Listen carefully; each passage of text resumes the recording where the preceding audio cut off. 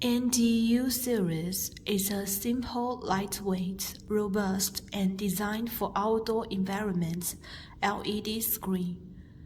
It has two modules per panel, each size 250 x 250 millimeters. This is a module of NDU series LED screen. In the rear of this module, it is using the magnetic base to hold the module. In addition, there are two locks which can be used to eliminate the risk of dropping off the module in order of avoiding the fatal accidents.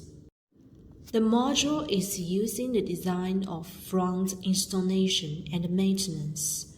In the front maintenance, a hexagon wrench and a vacuuming front maintenance tool will be used to remove the 40 modules.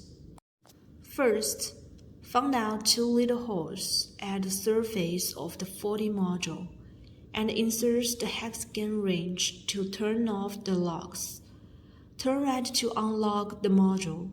Remember to unlock two locks at a module. Then, place a vacuuming front maintenance tool at the surface of the 40 module. Pull the trigger to suck out the 40 module and place it at a suitable position. Replace a new module and turn left to lock the module. Normally, if LED had some problems, it is easy to change the module directly.